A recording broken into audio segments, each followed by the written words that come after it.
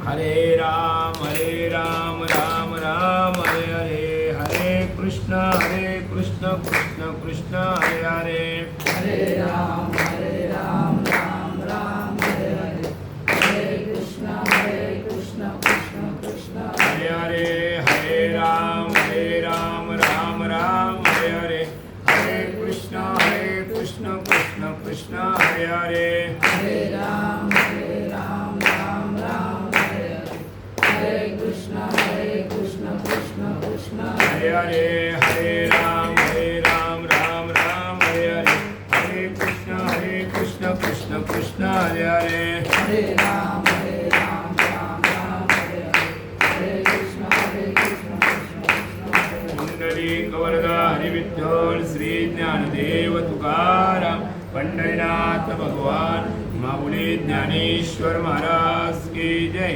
ओ गोपाल कृष्ण भगवान, प्रभु रामचंद्र भगवान, बजरंगबली, गावदेवी माते, हर हर महादेव। ओम नमो जियाद्या वेद प्रतिपाद्य, जय जय स्वसंवेद्य आत्मरूपा, देवा तुचे गणेशु सकलमती प्रकाशु, म्हणे निवृत्तीदासो अवधार्य दोजी, श्री गणेशाय नमः। इंद्रा म्हणे ओ वनमाले, तुम्ही दीपाची कथा कथिली, पै मद इच्छा नाही पुरली, तरी अनेक सांगा मद काही। गणपतीला नमस्कार करून कालच्या अध्यायामध्ये आपण दीप लावण्याचं हे सांगलो। तर लक्ष्मी बोलते माझे कानाची इच्छा परिपूर्ण झाली नाही, परत मला एक प्रश्न करायचा आहे, त्या प्रश्नाचं मला उत्तर द्या। आई श्री रमेची ऐकुनी वैखरी, श्री विष्णू म्हणे गे सुंदरी, पुरुषोत्तम माझा माधारी, थोकतो दीप करीती जे थोकतो। मग तुम्ही दिवा दान करा किंवा दिवा लावा महिनाभर, दिवस एक दिवस, तरी सुद्धा पुण्य सारखंच आहे। तयाचे सर्वे पापे लोपती, य परत्रे सुख पावती, यदार्थ आणि तुझ प्रती इतिहास सांगतो। मग कोणी या महिन्यामध्ये दिवा लावला एक दिवस आणि कोणी विजवला तर त्याला काय पाप पुण्य लागलं ते आपल्याला या अध्यायामध्ये ऐकायला मिळेल। तरी करे एकाग्र चित्त, पूर्वी सौभाग्यवान नाम नगरातो, चित्रबाहू नामे विख्यात, राजा असता झाला पैम। बघा आता त्रेतायुगातली पूर्वी सौभाग्य नगरामध्ये चित्रबाहू नावाचा एक राजा होता आणि त्या राजाने दिवा लावण्याचा काय केलेला आहे, प्रयत्न केलेला आहे। तो शूरवीर सत्य प्रतिज्ञ, स्वधारा निरक्त महाप्राज्ञ, दीनदयालू सर्वधर्मज्ञ, अति उदार सुलक्षणे अति उदार, म्हणजे इतका उदार गुण गंभीर असा राजा होता आणि प्रजेचं पालन करायचा। शील रूपादे द्विगुण संपन्न, पशुपुत्र धन समृद्धिमान, पुत्र पाली प्रजान, इच्छा कल्याण, सर्वांचे इच्छा करायचा, सर्वांचं कल्याण व्हावं, प्रजेचं पोराप्रमाणे पालन करायचा, असा तो कोण चित्रबाहू नावाचा राजा होता। शांत दांत भगवत भक्त, पुराण कथा एके सततो, श्रीकृष्णा वाचून दैवतो, अन्य नमानीचं कदापि। शांत दांत आणि पुराण कथा म्हणजे श्रावण महिन्यामध्ये पुराणाची कथा ऐकायचा, अशा प्रकाराने आणि श्रीकृष्णाची भक्ती करायचा। तयाची बाल्या लावण्य सरिता, चंद्रकला नामे पतिव्रता, द्विज सेवेला उभयता, तत्पर असते सर्व काल। मग त्याच्या पत्नीचं नाव होतं चंद्रकला, मग ती ब्राह्मणाची सेवा दररोजची करायची। एके समयी अगस्त्य मुनी, पातला राजगृहा लागुनी, तया दुरुणचे विलोकुनी, रावत तक्षणी धाविन्नला। मग एक दिवशी अगस्त्य ऋषी त्यांच्या आश्रमामध्ये आला, दुरून आल्याबरोबर राजा उठून राजाला ऋषींना आणायला आदर सत्काराने पुढे 2 पावलं गेलेले आहे। दंडवत करून या नमन, यथाविधी केले न पूजन, स्नान रत्नासन बैसवून, हस्त जोडून प्रार्थित असे। मग दंडवत घातला आणि यथाविधी आपला पूजन केलेलं आहे, 2 हात जोडून। आता राजा काय विनंती करतोय अगस्त्य ऋषीला पुढे ऐका। मग म्हणे हो मुनिवर, आपण श्रीकृष्ण भक्ती परायण, आज स्वय कृपा करून मम सदना आलात की। माझ्या कृष्णाची भक्ती बघून तुम्ही आज माझ्या कृपा घराला आलेलात, माझं घर तुम्ही पावन केलेलं आहे, असा राजा कुणाला बोलतोय, अगस्त्य ऋषीला। या माझे जन्म सफळ, राज्यासन झाले सफळ, काय आजचा दिवस निर्मल धन्य, केवळ झालो मी। आज म्हटलं संत दर्शन या लाभ पद्मनाभ जोडला, आज म्हटलं तुमचं दर्शन झालं म्हणजे भगवान विष्णूची कृष्णाची माझ्यावर कृपा झालेली आहे। ते जगत पावन ये चरण, लागता पवित्र झाले सदन, ब्रह्मांडी शोधिता भाग्यवान, मद समान कोणीच नाही पण। संत चरण राजा लागता सहज, वासनेचे बीज जळवले जाय. आज म्हटलं संतांच्या चरणाची धूळ माझ्या कपाळाला लागलेली आहे. मी तिन्ही त्रिभुवनामध्ये माझ्यासारखा या पुण्यवान भाग्यवान या तिन्ही त्रिभुवनामध्ये मिळणार नाही आहे. का तर संतांचे चरण माझ्या कपाळाला लागलेले आहे. आजे कृपा पुरे तनये विलोकत्रेमध्ये लागुनी याने सकळ पापापासून मुक्त झालो साचार. बघा नुसतं त्याने काही आशीर्वाद नाही दिला, पण त्याचा एकच विश्वास का संतांच्या चरणाची धूळ लागली. मी या तिन्ही त्रिजगातून पावन झालेलो आहो. आता मी हे राज्य संपूर्ण तुम्हाला केले अर्पण.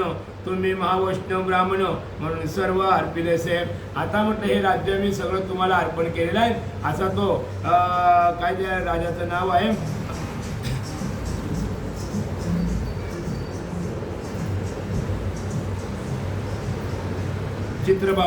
चित्रभाऊ नावाचा राजा बोलतोय. अगस्तीला काय हे मी सर्व राज्य तुम्हाला अर्पण केलेलं आहे. आजे म्या तुम्हाला काही उदे यायचे नाहीच नाही. वैष्णव जना येता स्वल्पई कणकाद्री तुल्य होय पै कणकाद्री. म्हणजे तुका म्हणे संत घरा आले तोची दिवाळी दसरा. आज माझ्या घरामध्ये दिवाळी दसरा झालेला आहे आणि कणकासारखं डोंगरा इतकं माझं पुण्य मला साचलेलं आहे. अहो जे वैष्णव द्विजा लागून अन्न किंवा काही व्यंजन अनुमात्र दिल्या वाचून रिता दिवस चढवू नये. मग आपल्या घरामध्ये कुठलाही वारकरी आला तर त्याला रिकामा पाठवायचं नाही. काहीतरी त्याला जेवण म्हणा काही शिदा म्हणा द्यायचं विन्मुख पाठवायचं नाही आहे. तर याचा तो दिवस निष्फळ ऐसे बोलते वेदज्ञ निर्मळ. विष्णू भक्त द्विजते सकळ पूज्य असते सर्व काळ. म्हणजे ब्राह्मण ऋषी आणि वारकरी कोणी आला तरी आपल्या घरातून रिकामा जाता कामा नये. काहीतरी त्याच्या जोडीमध्ये टाकायचो.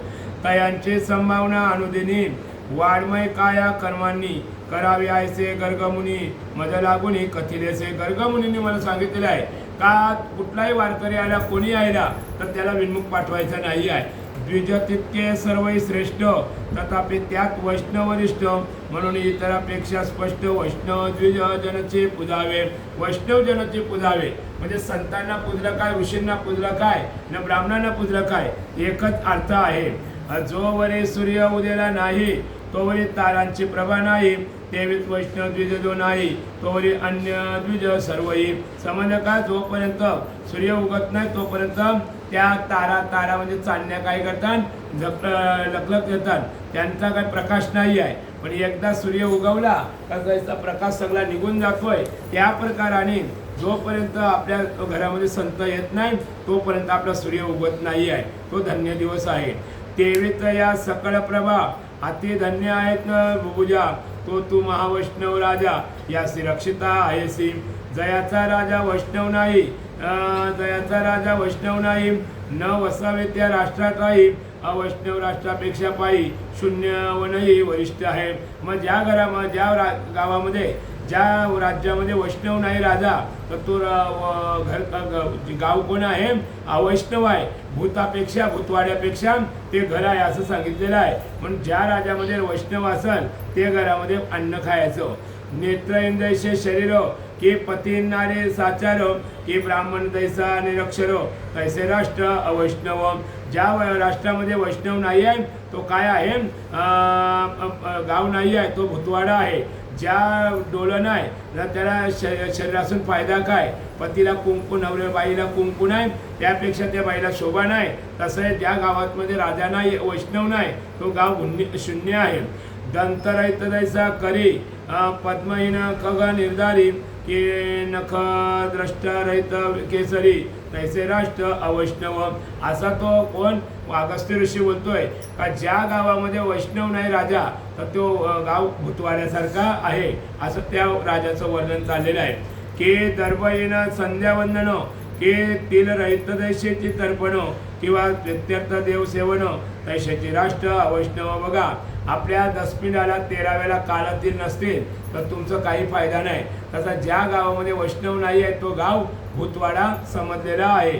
की विद्वानारे केशरहित की स्नानायन दैशे व्रत की ब्राह्मणागामी क्षुद्रपतितो कैसेचे राष्ट्र अवैष्णव. बरेचसं तो अगस्त्य ऋषी उपमा देते राजाला का राजा तुझ्यासारखा वैष्णव या जगामध्ये मी बघितलेला नाही आहे. आज मी आल्या तुम्ही मला राष्ट्र दान केलेलं आहे. म्हणजे किती तो दानशूर राजा आहेत, वैष्णव आहेत असं वर्णन करतोय. असा राजा असायला पाहिजे. जे गावामध्ये वैष्णव नसेल तर तुझी पती रांडेवीनं जीवे शृंगारपै केला. जर कुंकुदा जर नसेल तर तिने किती शृंगार केला तरी त्या बाईला शोभा नाही. तसं ज्या गावाला वैष्णव नाही आहे ते गावाला शोभा नाही आहे.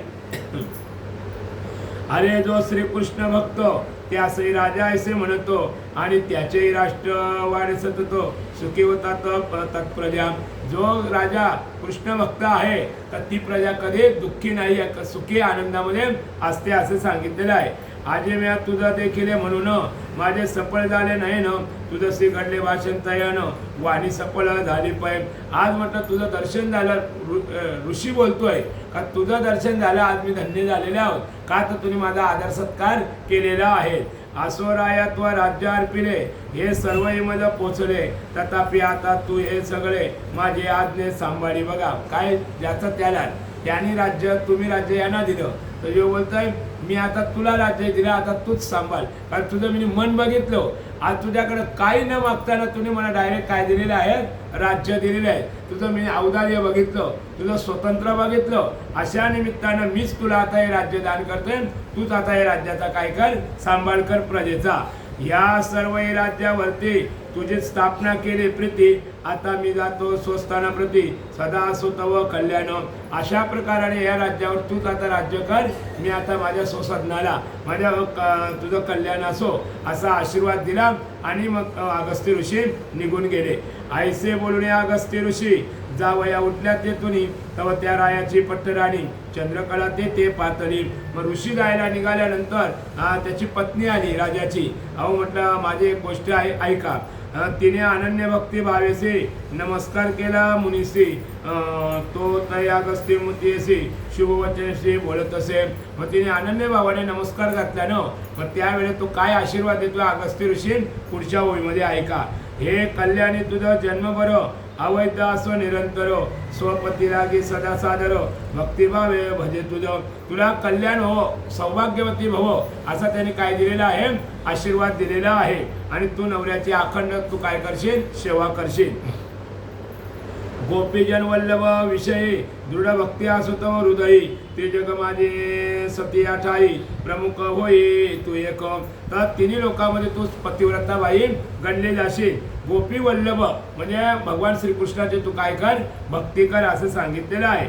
आईचा आशीर्वाद दे मुनिवरा तव तो चित्रभाऊ राजेश्वर जोडून उभे करो तया सादर अविनवी असे की. मग असा वर दिल्यानंतर परत तो राजा चित्रभाऊ काय बोलतोय पुढच्या ओळीमध्ये ऐका. अहो मुनिवर्या आपण करस्ता कमलवत संपूर्ण भूत भविष्य जाणता म्हणून ऐसा हा प्रश्न करीत आहे. तर अशा प्रकारे मी तुम्हाला प्रश्न करतोय. तुम्ही भूत भविष्य चालू वर्तमान काल भूतकाल भविष्यकाल सगळं तुम्हाला माहीत आहे. मग तुम्हाला माझ्या घरात मुलगा हाय मुलगी हाय नाही हाय हे तुम्ही जाणता ना. मग एक माझा प्रश्न आहे तो ऐका. ही अखंड लक्ष्मी पुन्हा अकंटक राज्य सकळ आणि पतिव्रता पत्नी निर्मल ही माझं कैशी लाभली. बघा काय प्रश्न केलेला आहे. का तुम्ही भूत आणि भविष्य चालू वर्तमान काल भूतकाळ आणि भविष्यकाळ सगळं जाणता. मग हे वैभव मला कशामुळे प्राप्त झालेले आहे, ही मला पत्नी कशामुळे प्राप्त झालेली आहे, काय माझं भाग्य होतं ते मला तुम्ही सांगा. म्या काय केले पुण्याचरण ते मध्ये सांगा विवरून. शरणागताचे समाधान करा दयाला सत्वर. मी काय एवढं पुण्य केलेलं होतं तर ही अशी मला पतिव्रता सौभाग्य होती बाई आणि मला हे राज्य मिळालेलं आहे. मी नाही फायदरला गेलो, मी नाही लुबरीदरला गेलो, नौशल टँडरला गेलो. मग हे वैभव मला प्राप्त कसं झालं ते मला तुम्ही सांगा. आयसे राय प्रार्थिता क्षणी मुनिवर्या समाधी लावणी अंतरी सकल वृत्त जाणूनी रायाला गुणी बोलत असे. मग त्या अगस्त्य मुनी अंतरामध्ये ध्यान केलं का याला कशामुळे राज्य प्राप्त झालं. तू आता 8 मिनिटं 10 मिनिटं ध्यान करून काय सांगतो राजाला पुढे ऐका. राया तुझे प्राक्तन चरित समाधी जाणे देखील समजतो ते तुझं आता मी साध्यंत सांगतो ऐके साक्षेपे राजा मी 8 मिनिटं समाधी लावलेली आहे तर समाधीमध्ये मी तुला सांगतोय तुझं का पुण्य प्राप्त झालेलं आहे अरे तू पूर्वजन्म माधारी चमत्कार नामक नगरी मणिग्रीव नामे दुराचारी शूद्र जाती होत असेल बघा आता त्याने 8 मिनिटामध्ये पहिल्या जन्माचं भविष्य सांगितलं पूर्वजन्माला तो चमत्कार नामक नावाची नगरी होती त्या नगरीमध्ये मणिग्रीव नावाचं तुझं नाव होतं आणि तो दुराचार्य होता शूद्र जाती होता आपल्या जातीमध्ये होता तेव्हा तेथे तो दिवस रात्र असंख्य जीव हिंसा करीत परदारागमने सतत रममान असोनिया मग अशा प्रकारे तू दिवस रात्र असंख्य जीवांची हिंसा करायचा दारू पिवाचा मावरा मटण आणि दुसऱ्याच्या बायकातून भोग घ्यायचा अशा प्रकाराने हे तू पहिल्या जन्माला कर्म करत होता नास्तिकत्व आणि कृतज्ञपण याचे सर्वदा स्वीकारून शिष्टाचार सर्व सोडून अद्वैत वर्तन होता ते अद्वैत म्हणजे तू वर्तणुकीप्रमाणे वागत नव्हता कृतज्ञ म्हणजे वाईट कर्म करायचा शिष्टाचार तुला माहिती नव्हता बाबा आपल्याला समजावायला आलंय तर याच्या काहीतरी गोष्टी ऐकाव्या याच्या पलीकडे तू वागत होतात आणि हे चंद्रकला तव जाया पूर्वजन्मी तुझी भार्या सुंदरी नामे गुणवती भार्या पतिव्रता होती तुझी पै मग अशा प्रकारे ही तुझी बायका सुंदरी नामे गुणवती आर्या समजलं ही तुझी पतिव्रता होती तू एवढं काम करायचा तरी पण तुझी सेवा तिने टाकलेली नाहीये म्हणून या बाईच्या मुळे तुला हे राज्य प्राप्त झालेलं आहे काया वाचा म्हणे करुण पतीशी सेवे रात्रंदिन संकटही धैर्य धरून स्वधर्माचरण करीत संकट म्हणजे कितीतरी आपल्या नवऱ्यावर संकट आलो तरी तिने धैर्य सोडल्याने नवऱ्याची सेवा करायची भ्रताराचे वर्तन दुष्ट परी त्यावर नव्हे कदा रुष्ट तयाचे जे का असे इष्ट त्याची सदा आचरी पै मग भ्रतार आपला एवढा वाईट कर्म करतोय तरी त्याच्यावरती रागवायची नाही ती त्याची वाटेल ती सेवा करायची आयुष्य ते सुंदरी सद्गुण काणी परी तो मणिग्रीव दुष्ट म्हणून तयाच्या बंधू ज्ञातीजनांनी त्याग केला तयाचा मग असा जेव्हा आपला भाऊ सावरा वर्तणूक करतोय ना मग याचा त्याने त्याग केला यानं दोघांना वनवासामध्ये जंगलामध्ये टाकलेली आहे वृद्ध द्वर राये कोपुनी बले तयाचे सर्व द्रव्य हरिले यत्किंचित जे का उरले तेही घेतले ज्ञातींनी म्हणजे जाणकार होतो त्याही जे काय उरलेलं होती संपत्ती ती याच्याकडून घेतली यांना दोघांना गावाच्या बाहेर बायकोला नाही टाकले नवऱ्याला टाकला तो वाईट कर्म करतो तर त्याला टाकला पण तिचं म्हणणं आता माझा नवरा तर मी तिथं जायलाच पाहिजे ना मग ती नवऱ्याच्या बरोबर जंगलामध्ये गेलेली आहे ऐसे असता द्रव्य समस्त ऐसे जाता द्रव्य समस्त तया धनिच्छा झाले बहुत सकळ जन तिरस्कारित मुख न पाहते कोणी तोंड सुद्धा त्याचं बघायला मागत नव्हतं का तर पैसा असता तर तोंड बघतात पैसा नसला का कोणी कुत्रा विचारत नाही आहे तो मणिग्रीव महापापी अकिंचन झाला तथापि तद्भार्या सती कदापि तया सोडून जाईना शब्द काय जाईना शब्द आलेला आहे जाई तर सोडून गेली असती जाईना म्हणजे त्याला सोडून कधी जायचे नाही आहे न बोलतात ना गाव तिथं प्रजा तिथं राजा तशा नवरा तिथं बायको आणि बायको तिथं नवरा त्या प्रकाराने ती आपल्या नवऱ्याला सोडून दिले ना मग ती पण त्या नवऱ्याच्या बरोबर गेलेली आपला नवरा कसाही असो आपल्याला पतिव्रता पण पाहिजे ना त्या निमित्तानं ती नवऱ्याची सेवा करायची मग तो तिचे सवे घेऊन प्रवेशला निर्जनवणी नाना विघ्न जीव मारुनी उदरपोषण करीत असे मग त्या बायकोला घेतला आणि तो मोठ्या अरण्यामध्ये गेला तिथं काय जीवाची हिंसा करायचा त्या पशुपक्ष्यांना मारायचा आणि त्यांच्यावर तो काय करायचा उदरनिर्वाह चालवायचा ऐसा तो मणिग्रीव सतत वना माझे स्वश्री सहित दुर्वृत्ते असता वर्ततो कालभवत लोटला ऐसा बरस 3 वर्ष गेलो 3 वर्ष गेल्यानंतर तो दुर्वर्तणूक करतोय ना मग एक दिवशी आला अधिक महिना आलेला आहे पुढे एकदा मृगये लागून प्रवेशला घोर काननी हाती घेऊन धनुष्यबाण मृग टेलीस फिरत आहे मग हातामध्ये धनुष्य घेतला ना हरणाच्या शिकारीला गेला बराचसा इथून तो उलव्यापर्यंत गेला तरघरपर्यंत गेलेला आहे तो उग्रदेव नामे तापसी चालला असता प्रयागासी मार्ग चुकून त्या वनासी अकस्मात पावला तर अशा प्रकारे उग्रदेव नावाचा ब्राह्मण होता तो गयेला चाललेला होता प्रयागला चाललेला होता तर अचानक त्याचा रस्ता चुकला आणि त्या शिकार करत होता ना वाटमारी करत होता ना त्याच्याशी त्याची गाठ पडलेली आहे पुढे मार्ग दिसेना त्याला दोन प्रहर दिवस आला, क्षुधा तृष्णाने व्याकुळ झाला, उदक कोठे मिळेना. मग अशा प्रकार दिवस डोक्यावर आलेला आहे. तहान लागली तर त्या उग्रदेव नावाच्या ब्राह्मणाला पाणी काय मिळत नव्हता. तर चालता चालता अचानक त्याची काय झालेली आहे, भेटी झालेली आहे. कुणाची? त्या उग्रदेवाची आणि त्या पतिव्रता बाईची, म्हणजे त्या तो मारकूट करणाऱ्या त्याची. चालता थकले वन दोन्ही चरण, वरती तापे चंड किरण, कासावीत झाले प्राण, मूर्छा येऊन पडियेला. बघा कशाचे, बघा एवढा पापी कशामुळं? त्या प्रयागला तीर्थाला जात असताना त्याला तहान लागलेली आहे, तर पाय पोलतायत, भासतायत, म्हणून त्याची भेट झाली. मग आता तो काय करेल? त्या माणसाला आपल्या झोपडीमध्ये नेईल आणि त्याची सेवा करेल. तो मणिगिरो मृग टेरितो, तयेत स्थली पातला उचितो, विप्रासी पाहुणी मूर्छितो, दया अत्यंत कळवळला. मग तो मूर्छित पडलेला होता ना. कोण? मणिग्रीव नावाचा उग्रदेव नावाचा ब्राह्मण. मग याने या बघितल्याबरोबर तो जवळ गेला आणि त्या ब्राह्मणाची सेवा करायला लागलेला आहे. हर हर देवा काय हे म्हणून, विप्र उचला तेथून, हळूच स्वाश्रम नेऊन, अंगणा माझी ठेवीत हरार हरार. देव देव देव, राम राम राम. काय म्हटलं बाबा तरफडतोय असा त्याने हळूच उचलला आणि आपल्या आश्रमाजवळ आणलेला आहे. सभेचे पाचारुणी प्रियसे, दंपती लागले विप्र सेवेसी, वारंवार तदी नेत्रासी, शीतोदलक लावित असे.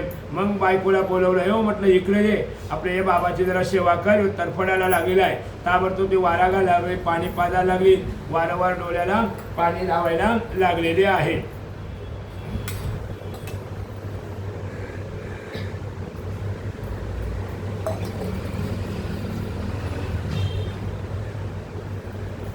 उभी रावणी पार्श्वभागी, कमलपत्रे वारित वेगी, शीतल मृगजल उत्तांग मागे, पुन्हा पुन्हा ठेवीत असे.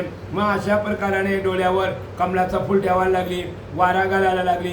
का? तर त्याला ताण लागलेली आहे आणि चक्कर आलेली आहे. ऐसे विविध शीतोपचार चालविताना मूर्त बरो, तो उग्रदेव द्विजवर सतेज झाला असे पै. मग अशा बरोबर ते शीतोपचार म्हणजे वारा घातला, पाणी पाजला, असं करता करता त्याला थोडीशी काय आली, सतेज आली, म्हणजे जीव आलेला आहे, तरतरी आलेली आहे. उघडून या दोन्ही डोळे, चहूकडे पाय विडोकुण, तो ते स्थळांतर देखून बहु आश्चर्य झाले पै.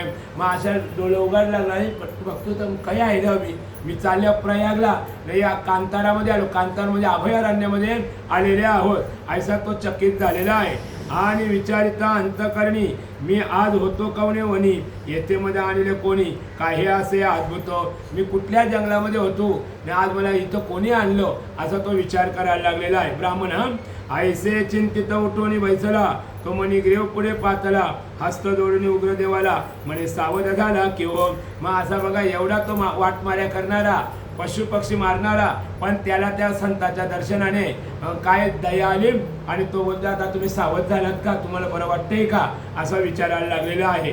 आता कृपा कीजे मदवरी, येथे आहे शीतल व पाणी, तेथे स्नान करून सत्वरी नित्यकर्म सारावे. आता इथं म्हटलं बावडी आहे, तलाव आहे, तुम्ही काय करा, आंघोळ करा, घाम सुटले तुम्हाला, थकलात तर तुम्ही काय करा, आंघोळ करा, मी तुम्हाला काय लागेल ती वस्तू आणून देतोय. मग नंतर करून फळार, येथेच प्यावे शीतल नीरो, मग वैसुनी मूर्त बरो, विश्रांती घ्यावी सुखासनी. ऐसा तो बलात्कार करणारा, वाटमारी करणारा, त्याला दया आली न त्या उग्रदेव ब्राह्मणाला बोलते का तुम्ही आंघोळ करा, फळार करा, जरा विश्रांती घ्या, मग तुम्हाला कुठं जायचं ते जाऊ शकता. मग भय न धरावे अंतरात, मी रक्षित आहे सांप्रत, मदसंगे चलावे त्वरितो, दयाळी प्रसाद किजे पय. चला म्हटलं मी तुमचं रक्षण करतोय, काही चिंता करू नका. मग तुम्हाला तल्यावर आंघोळीला नेलेलं आहे. ते तयाचे ऐकून वचन, उग्रदेव उठला तत्क्षण, मणिग्रीव हस्त धरून सर्व रात्री पोचला. मग एवढं बोलल्यावर त्याला आनंद वाटला, उठला तो बाबा, हाताला धरला उग्र याने तल्याजवळ नेलेल्या आंघोळीला. तेथे महावट वृक्षाखाली क्षणमात्र विश्रांती घेतली. तदनंतर सरोवर जळी, यथोक्त स्नान सारिले. मग वडाच्या झाडाखाली बसल्यानंतर जरा विश्रांती घेतली आणि मग तळ्याजवळ आंघोळीला गेलेला आहे. मग आणि सारून या नित्य स्नान, यथेच्छ प्राशीने शीतोल देखो, पुनच्च तिरी येऊनी देखो, वटछायसे बैसला. आंघोळ वगैरे केली, पाणी वगैरे पिला आणि परत त्या वडाच्या झाडाखाली काय केलेलं आहे, बसलेला आहे. तव मणिग्रीव स्वश्रेय प्रती म्हणे गे प्रिया आश्रमात कंदमूळ फळे बहुत आणून ठेविले आहेत अजी. मग त्यावेळी त्याला म्हटलं माझ्या बायकोनी तुमच्यासाठी कंदमुळं राताळी कोणी वगैरे आणून ठेवले आहेत, फळं फुलं आणून ठेवलेले आहेत, ती जरा खा आणि मग तुम्ही तुमच्या मार्गाला लागा. त्यातील पाहुणी मधुर मधुर घेऊन या येई सत्वर मुनीवरी आहेत सुधातुर उशीर फार लावू नको. पत्नीला त्याने ऑर्डर दिली का आपल्या घरामध्ये फळं फुलं आहेत, काही कंदमुळं आहेत, गोड गोड आहेत, ती घेऊन ये लवकर. म्हटलं त्यांना भूक लागलेली आहे, लवकर घेऊन ये. ते पतीचे ऐकून वचन सुंदरी आनंदे गेली. तत्क्षणी कंदमुळ फळे आणून विप्रापुढे ठेविली. मग ताबडतोब कंदमुळं फळं फुलं बाईने आणून ठेवलेली आहेत. मग जोडून या दोन्ही हात असतो मणिगिरू म्हणे विप्राप्रत मुनिंद्रा ही बक्षुनी समजतो आम्हा कृतार्थ की जे ऋषीवर्यांनो म्हटलं हे तुम्ही फळं खा ना आम्हाला कृत्य करा. आजी आम्हा तारावयासे आले ते मम आश्रमासे आमचे सर्व पापांचे राशी भवदर्शन लोकवाले भवदर्शन. आज संत दर्शने आला पद्मनाभ जोडला. आज तुमचं दर्शन झालं. आज आम्हाला पापातून तुम्ही काय केलं, मुक्त केलं. आज म्हटलं मी कोण होतो न झालो काय. आज माझ्या हातातून इतक्या ब्रह्महत्या पाप झालेले आहेत, माझ्यासारखा या जगामध्ये कोणी नाही आहे. ते मणिग्रीवाचे ऐकून वचन उग्रदेव म्हणे रे तू कोण आहे सिद्धेमध्ये लागून आधी निवेदन सकाळी को. तवा मणिग्रीव बोलायला लागला उग्रदेवाला तू पहिला कोण आहेस ते मला सांग. जाते अंध ठाऊके नाही ज्याचे विप्रन भक्षावे काय त्याचे ऐसे सबळ द्विजनांचे सांगणे असे साक्षेपे. मग आता एखादा फळ खायचं असेल ना तर त्या ब्राह्मणाने पहिला विचारायचं असं तू जातीनं कोण काय ते तर मग त्याची फळं खायची असतात. तसं म्हटलं मी विचारतो तू कोण आहे ते पहिला मला सांग. ऐसे विप्राचे ऐकून वचन मणिग्रीव सांगे तया लागून मुनी मी मणिग्रीव विधान शूद्र असे साचार. मणिग्रीव नावाचं माझं गाव आणि मी जातीनं कोण आहो शूद्र आहोत म्हणजे आपल्या जातीचा आहे ऐसा तो वाटमाड्या करणारा त्या ब्राह्मणाला सांगायला लागला. मी दुष्टाचार्यावरती अनुदिन यास्त सर्व ज्ञाती जनांनी मतप्रित्याग केला म्हणून येथे येऊन राहिलो. मग मी दुष्ट आचरण केलं आहे, बऱ्याचशा वाटमाऱ्या केलेल्या आहेत, मारामारी केलेल्या आहेत, बलात्कार केलेले आहेत आणि शेवटी माझ्या कुटुंबदाराही मला माझ्या गावाच्या बाहेर टाकलं आणि मी इथं आलो. त्या निमित्तानं तुमचं दर्शन झालं. आज मला बुद्धी चांगली सुचलेली आहे. ऐसे शूद्राचे ऐकून वचन उग्रदेव पावला समाधान कंदमूळ फळ्या प्रक्षालून भक्षावया लागला. मग असं त्याने खरं खरं सांगितलं ना मी कोण आहो मी काय करायचो. त्याला ते पटल्यानंतर मग तो फळं खायला लागलेला आहे. मग तो कोणी असो कला नाही जातीचा आपण आपल्याला प्रेमाने जी फळं दिलेली आहेत. कारण प्रभू रामचंद्रांनी शबरीची बोरं काय कोण होती शबरी कातकरी नव्हती पण प्रेमाने आणलेली खाल्ली आहे. तसं त्याने पहिला सगळं विचारलं आणि सांगितल्यावर खरं खरं सांगितल्यानंतर तो ती फळं खायला लागलेला ब्राह्मण. सुपक्व च्युतफळे रुचिक त्याहून कंदमुळे अधिक अतृप्ती बक्षुणी सकळिक त्यावर उदक प्राशेले म्हणजे गोड गोड फळं खाली. त्याच्यानंतर कारिंद कोणी राताळे हल्ले हे कंदमुळं आहेत खालचे आहेत तर ती खाली त्याला आनंद वाटला पाणी पिला. श्रुतांशी झाले शांती समाधान वाटले चित्ते. मग हात फिरवणे पोटावरती वटछायेसे पौडला. मग अशा प्रकारे क्षुधा पाणी बिणी पिलं पोटावर हात फिरवला आनंद वाटला आणि वडाच्या झाडाखाली परत काय केलं झोपलेला आहे. तव मणिग्रीवे काय केले स्वांके मुनीचे चरण घेतले स्वकरी हलूच चुरीत वहिले प्रश्न करीत तयासी. मग त्या यांनी हातामध्ये आपले मांडीवर पाय घेतला आणि त्या ऋषीचं ब्राह्मणाचं पाय त्या पायला लागले आहे आणि हळूच प्रश्न करायला लागलेला आहे. म्हणे ओ मुनिंद्रा आपण कोठे करीत होता गमन ह्या निर्जरवणे आगमन काय म्हणून झाला असेल. मग तो बोलायला लागला मुनिवर्य तुम्ही कुठं चाललेला आहात ना अचानक आमच्या आश्रमामध्ये तुम्ही कसं काय आलेले आहे. हे कानन अत्यंत घोर येथे न मिळे कोठे पाणी सर्वत्र वस्ती जंतू क्रूर येथे कैसे पातला. या जंगलामध्ये पाणी मिळत नाही आहे समजा आणि या जंगलामध्ये नुसते जंतू आहेत विंचू साप वाघ डुकर हत्ती घोडं वाघ असे सर्प वगैरे आहेत. मग तुम्ही हे रस्ता कसा काय चुकलेला आहे. ते तयाचे ऐकून वचन विप्रमणे गामी ब्राह्मण उग्रदेव माझे अभिधान जातो होतो प्रयागासी. तेव्हा तो सांगायला लागला का मी जातीनं ब्राह्मण आहे माझं नाव उग्रदेव ब्राह्मण आहे आणि मी प्रयागला चाललेले आहे या महिन्यामध्ये आंघोळ करायला. तो मध्येच मार्ग चुकून पातलो या दारुणवणी मार्ग पुसावया पाहता कोणी मनुष्य कोठे दिसेना. तर मी प्रयागला चालेल तर मार्ग चुकलेला आहे आणि मी दारुण वनामध्ये आलो तर विचारण्यासाठी याच्यामध्ये रस्त्यामध्ये एकही माणूस भेटलेला नाही आहे. तर मी विचारू कुणाला, पण अचानक तू भेटलास आणि मला भिरभिरी आली, चक्कर आली. त्या चक्कर आल्यामुळं तुम्ही मला उचललं, हे माझं भाग्य आहे. चालता चालता थकलो पाया, चालता चालता थकलो पायो, मध्यानाचा झाला समय, तृषा क्षुधा पिडलो अतिशय, काही उपाय चालेना. चालता चालता माझं पाय थकलो आणि दिवस डोक्यावर आलेला आहे, भूक ताण लागलेली आहे. याच्याने मला भिरभिरी आली, चक्कर आली, इथं पडलो आणि तुम्ही मला उचलून इथं आणलेलं आहे. मग मरणमुख झालो तत्क्षण, शोधिता न मिले पाणी, परी काही पूर्वार्जित म्हणून तद गाम मन झालं तुझे पै. तर अशा प्रकारे मरणमुख म्हणजे मरता मरता मला ताण लागली, भूक लागली आणि शोधित असताना तू अचानक भेटलास. तुझं काहीतरी पूर्वजन्मी सुकृत होतं, माझं काय जगण्याचं भाग्य होतं, म्हणून आज तुझी माझी काय झाली भेट झालेली आहे आणि तुम्ही माझा जीव वाचवलेला आहे. मग त्वा जीवदान दिदरे मदसी, आता मी काय उद्यावे तुझसी, तुम्ही दंपती कवळ दुःखेसी, अरण्यवासी झाला तो. त्वा जीवदान मदत दिले म्हणजे तुम्ही माझा जीव वाचवल्यास, आता मी तुला काय देऊ ते माझ्याकडून माग, असं तो म्हणायला लागलेला आहे. ते मदला सांगेतो इथं, तुमचे दुःख हरितो समजतो, ऐसे विप्रांचे ऐकून भाषितो, शूद्र अत्यंत आनंदला.